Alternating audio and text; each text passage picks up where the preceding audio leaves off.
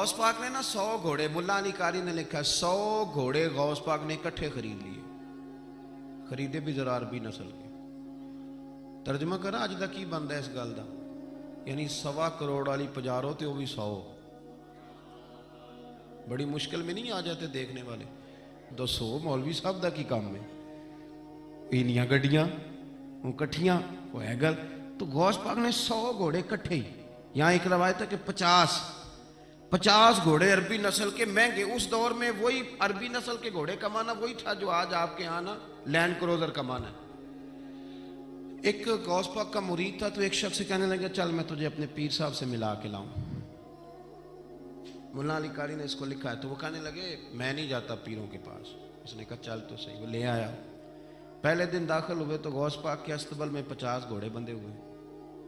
पहला ही शिकवा, कहने लगा यार गुस्सा ना करना। यही होती है ना बातें, स्टाइल भी यही होती, गुस्सा ना करना। वैसे एक घोड़े से भी काम चल ही सकता है। आपको पता है ना, बड़ा बड़ा लोगों को याद आता है गरीबों की बच्चियाँ और फलानी शय और गरीब और ये बड़ी बड़ी चीज़ें याद आ, उसको भी याद आ। गुस्सा ना करना। मैं अब उस बेचारे के पास जवाब भी कोई नहीं था कि हजरत साहब बात तो ठीक ही है, लेकिन जब आप किसी के हाथ पे बैत कर लेते हैं ना, फिर आपका इन कहानियों में उलझना बनता नहीं।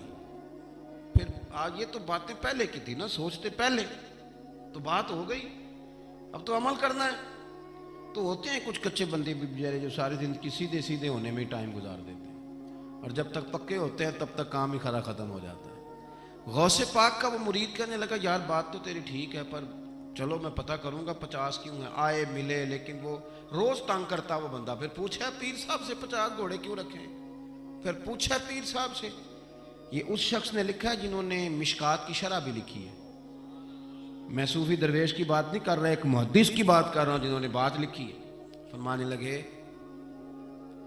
वही बंदा एतराज करने वाला बीमार हो गया, जिगर में कोई ऐसी तकलीफ हुई कि बगदाद के सबसे बड़े तबीब ने कहा कि तेरा इलाज सिर्फ एक सूरत में मुमकिन है कि अरबी नस्ल का घोड़ा हो, उसे ज़िबा करेंगे, उसका जिगर निकालेंगे, वो तुझे खिलाएंगे दवाई में, और 50 घोड़े होंगे तो ठीक होगा। अब मसला जब यहाँ तक पहुँच गया तो मरता क्या ना करता। फिर अपने उस संगी से कहने लगा चल पीर साहब के पास। उसने कहा मैं नहीं उठ जाना। उसने कहा नहीं तेरी मेहरबानी, तू कोई किसी और चीज़ पे भी, तो अल्लाह का वास्ता। वो मानेंगे ही नहीं। उसने कहा पैर पकड़ूंगा, मैं मिन्नत करूंगा, मैं खुदा रसूल के वास्ते दूं, एक दफा चल वरना मर जाऊंगा। अब मरने वाला बंदा क्या करे जब मौत सामने नजर आए। तो गया गौस पाक के पास और कहता सारे रास्ते सोचता गया कि पैरों पे सर रखूंगा, पगड़ी उतारूंगा, ये करूंगा, मिन्नत करूंगा, माँ की बात सुनाऊंगा, अपनी बहनों का वास्ता दूंगा, बड़ा कुछ करूंगा, हुजूर आ उसके सदके मान जाए, छोटे बच्चों की बात सुन। सारे रास्ते तैयारी करता गया, लेकिन जब गौसे पाक जिलानी की ड्योढ़ी में कदम रखा तो शेख अब्दुल कादिर जिलानी देख के मुस्कुराए। फरमाने लगे ओ यार तुझे बड़ा शिकवा था मेरे घोड़ों पे। असल में ना तो एक दिन मेरी गली से गुजर रहा था, मैंने तेरे माथे पे नजर डाली तो समझ आ गई तू बीमार हो जाएगा, और तेरा इलाज भी 50 घोड़ों से होगा। मैंने 50 क्या करने थे, मैंने तो तेरे लिए मंगा के रखे हुए। कुछ तो मजबूरियां रही होंगी, यूं ही कोई बेवफा नहीं होता। ओ खुदा के बंदे तेरे लिए रखे हैं। फरमाया चारा डालने की भी जरूरत नहीं, वो मेरे मुरीद ही डालेंगे। तू रोज आया कर, एक ले जाया कर, अपना इलाज करा। कहने लगा हुजूर मुरीद कर ले। फरमाने लगे जो इतने इम्तिहान लेके बैत करे उसे नहीं किया करते। तो मुरीद ही है, तू ले जा खा।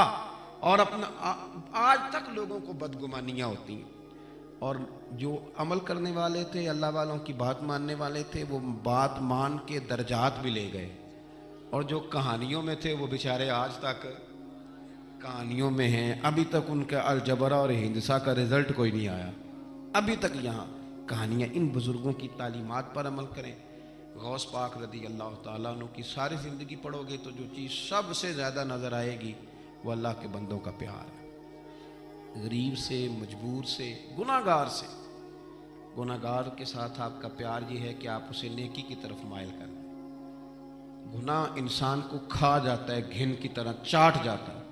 अगर आप उसकी सलाह कर देंगे तो आपने उसके साथ बहुत ज़्यादा नेकी कर दी। तो ये सारी तरबियत हुजूर गौसे पाक फरमाया करते थे। अल्लाह ताला हमें उनके फैज़ से फैज़ याब फरमाए।